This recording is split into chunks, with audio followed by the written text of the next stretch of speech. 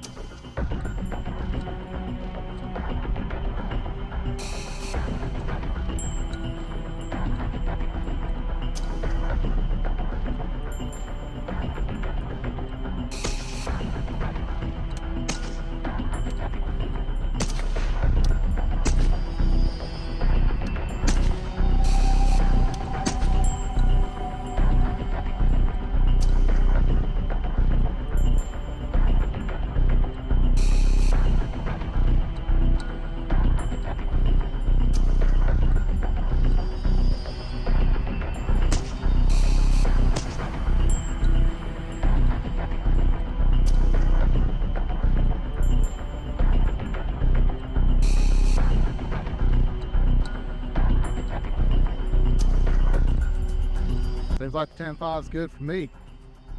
So I get asked multiple times throughout me doing this YouTube endeavor, why do I run a 10.5? Digging into the Minuteman aspect, you know, having a weapon that's lightweight, small, compact, ready to go, it kind of fits the bill. And I've been kind of reading around on Reddit here these days. I highly don't recommend you go there for any gun stuff anymore. And even YouTube, it's kind of getting hard to find because it's turning into that brand plug, you know, and that's the thing. I'm here by no means trying to plug PSA or anything. I'm just saying, you know, buy what's within your budget, run it, and see what works.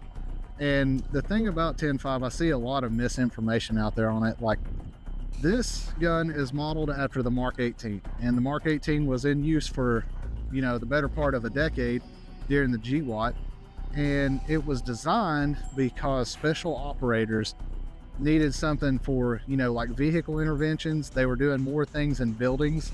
There was more urban combat going on during that time. So the Navy or Crane kind of got together and built a shortened, reliable version of the M4 AR-15 platform.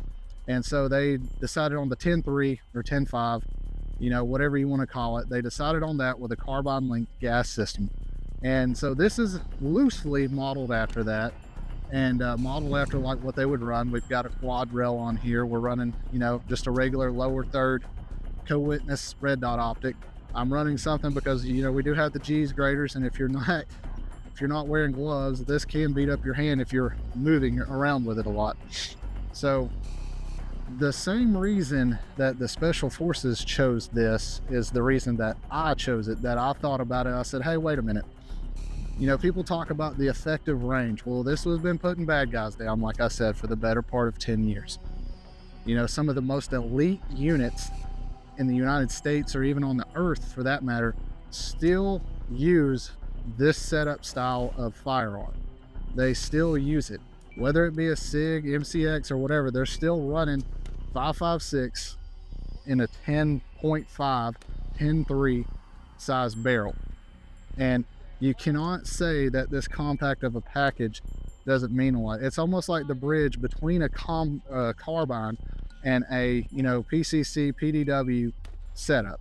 And it's nice because you get a rifle round and you get rifle range out of it. These things will still reach out and touch somebody at 400, 450 yards and be effective in doing what they were designed to do. And so I see so much misinformation on the social media sites where people are like, well, that's not even good past 50 yards, you know, maybe 100 yards. No, it's still an effective tool out, you know, to regular carbine rifle ranges. You know, you may have to reset your zero.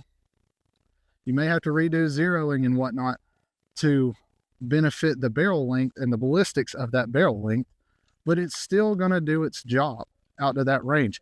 And the way I see it is, in a self-defense situation, when an AR platform is used, most of the time that's within 30 yards. You know, You may be having to do something like maneuver around your apartment or house. You may be having to maneuver around some buildings and things like that. You may be in a vehicle. It's going to be hard to get a 14.5 or a 16-inch or even a 20-inch barrel in and out of a vehicle. This is something that you can kind of stow close to you depending on your vehicle and grab it and take it out and go with it. You know, get right to work with this length. And not to mention, the length here puts everything in a nice, compact, balanced package, especially in the day where we have NFA rules and we have to run things like that they want to try to question and say legal or not legal. But it keeps everything in a compact package. And I didn't even think about this when I got a suppressor. It was a secondary thought of suppressing this gun. I built a whole other rifle that we're going to do a video on with the intention of running the suppressor that I got. And it came up and I had this and I said, huh.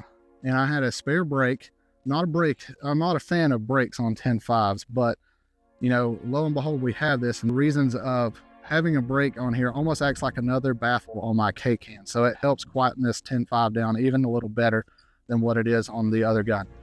And so I'm not a fan of having a brake, but this one's going to be suppressed more often than not. You know, I don't like flashbanging my buddies with the brake on here. But I found even with the suppressor, the weight, it makes this gun still very tolerable and balanced and easier to maneuver. Even with the suppressor on there, it runs about like a 14.5 or a 16-inch gun.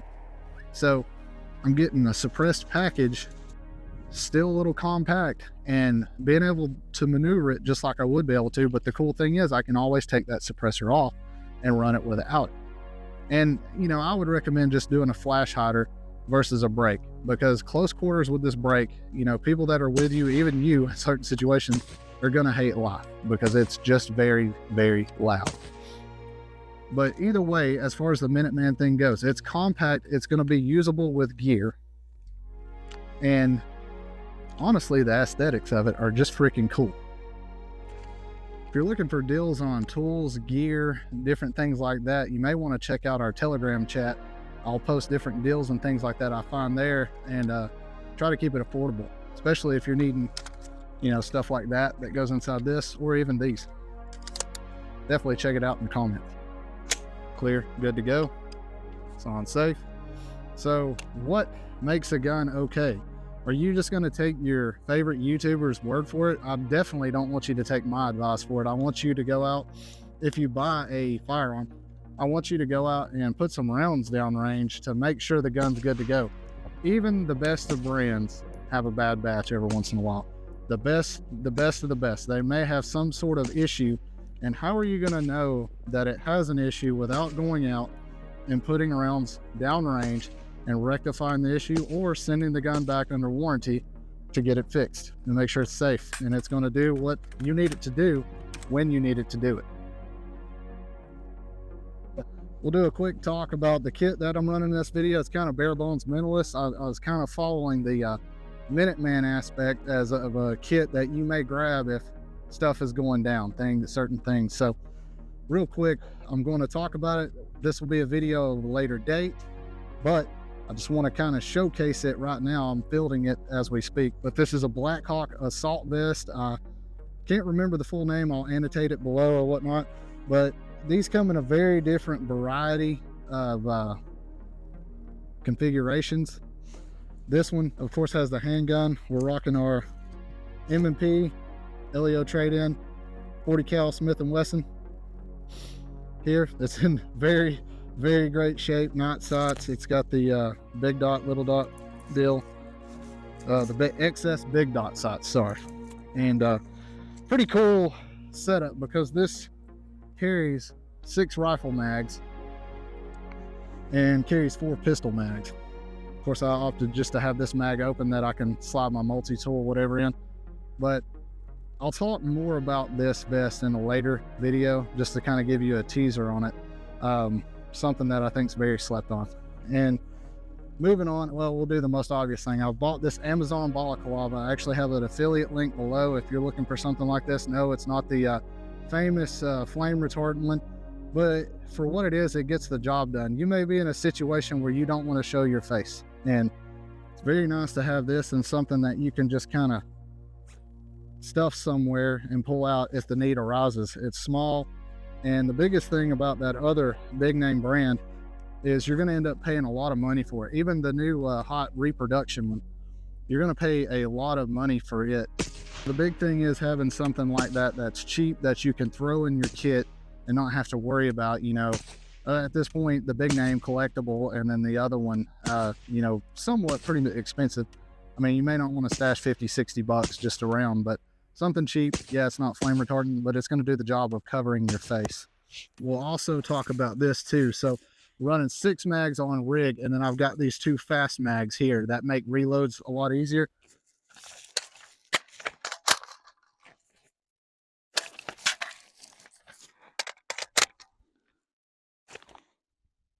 One thing I'm not the hugest fan of is having to reach across my body to grab a reload. So, basically having to take my gun out of play. So having these, if you're in some type of situation where you're having to run your gun and expend massive amounts of ammo, having, 2 rounds in reserve to quickly pull out and run in the gun is very nice. I kind of seen this in several different operator setups and whatnot, and I found these mag carries. I've actually had them a little while, but I found these that I had put up, and I'll drop the affiliate links below for those too. They're everything I'm going to show you here is cheap and budget friendly, but having these on a belt, just makes it easy to grab and go. And the way they are, they're paddle style, so they can just slide into your pants, belt, whatever. That really helps things out to make them very versatile. You can always paint them up or whatever to match your gear.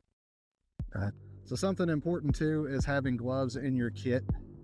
So these are just your mechanics fast fit gloves. I'll have a link below to those. It's always good to have a set of gloves in your kit, and I'm getting now to where I have them in each setup, whether it's a load bearing vest or a chest rig, something like that. They usually have loops, and you can run like a Grimlock or a zip tie or quick tie or some kind of system to hold your gloves and keep them with your kit.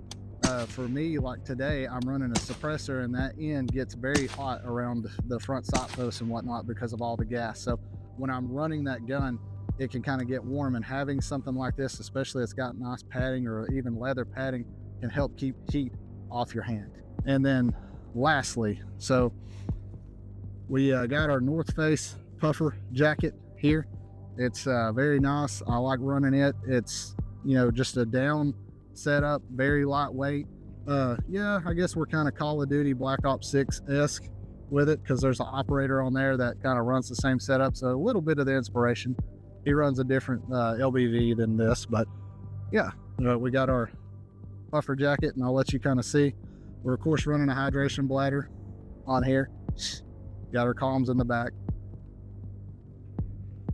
We'll go over the quick setup of this gun. Of course, we'll just go top to bottom here. Running a Spark 2. I've been running it for about a year now. I like it a lot. This thing's built like a tank. I like that it has little tethers to keep your end caps and everything on, and the battery life has been great on it. And then moving in more, of course, it's a Palmetto State Armory upper receiver, just one of their Freedom whatever traditional uppers with the A2 front sight post, and switched it out with a just a cheaper quad rail. I actually bought it with this quad rail on there, and just tightened it down, Loctited it, and did some witness marks on the top just to know if it starts walking loose. Of course, I've got nothing zeroable on here. I'm not really worried about the flashlight being zeroed or anything, but so with that, I got our Magpul Imbus backup sight that witnesses well with the A2 front sight. We're running a Surefire 952 Millennium that'll go white light and IR, and it's got a tape switch. I've just zip tied it on here, just a basic QD mount, swivel mount. And then we also have our Magpul, let's see if you can see it here, our Magpul old school style AFG2, I believe it's called. I like it. I like the little texture there. There is a newer one that may be a little better. It's more suited for M-Lock. I haven't even seen if it's for Picatinny or not, but I like that it's got a good hand indexing on it. And of course, moving forward, we got our Aero Precision Lehar 30. This is a 30 cal K-Can on here. We're going to be doing a video on it. We've just got to get enough rounds through it to talk about it. It is my first suppressor that I've owned. Our lower is just a PSA pistol lower that's got the enhanced polish trigger, and just all of their fire control. running a Magpul K2 grip in FDE, and then a SBA3 brace in FDE. I'm probably going to do something about that. I don't like the movement slop there, so maybe pull this off, do some electrical tape, but that's kind of been a development. It wasn't that bad to begin with, but it's started to get worse. Just a cheap, no-name Amazon sling. I think it's like MSW. This sling's been pretty good. It's pretty durable stuff. Maybe one complaint I have is got a little, let's see if you can hear it. Got a little noise, like a little squeak to it. I might put a dab of oil or something in there to quieten it down, but honestly, that's been my only complaint with this sling.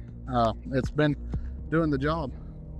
But yeah, this lower actually belongs to another upper I did, and I've thrown it on here. I'm actually in the process of building another lower specific for this, and I'm probably going to give this a paint job, a long needed paint job. But I love the upper, or the A2 upper look. This did have the carry handle on there. It just worked better for me with the spark. Otherwise I would run the carry handle and the spark on it, but this setup just kind of ran a little better for me on there. It's a 1-in-7 nitride barrel. Don't think I mentioned that. And the bolt carrier group in it is just a PSA Toolcraft that I bought whenever I got the upper. So that bolt carrier group probably has a couple thousand rounds through it. I mean, I've put some rounds through this gun, through this upper, and just definitely through this lower.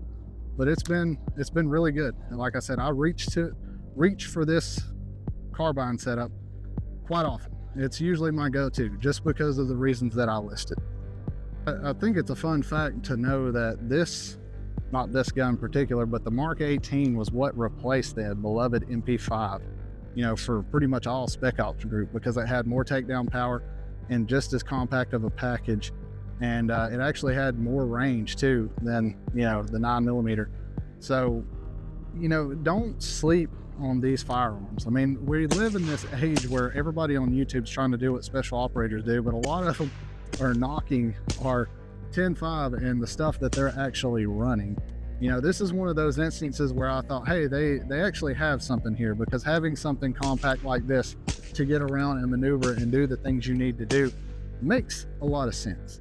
So this thing with, you know, with the right ammo, like Mark 262 or some kind of equivalent, you know, match 77, 75 grain ammo, is going to still be very potent.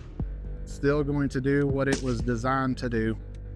And, you know, for the main reason, don't let people knock you or knock your choices. If you run your choices and you dial it in and tune it to your liking and set it up, and you actually get out here and run it, and you have, you know, proof that you get out and run it, then, you know, hell with what everybody else says. If it works for you and does what you need it to do, and you train at the ranges, you know, at the various ranges that you're going to use it for, and you get proficient with it, then it doesn't matter. It doesn't matter if somebody's got a high-end, you know, Knots Armament AR and it just sits in a closet and never gets shot and they never train, then that's not going to matter. None of that will matter.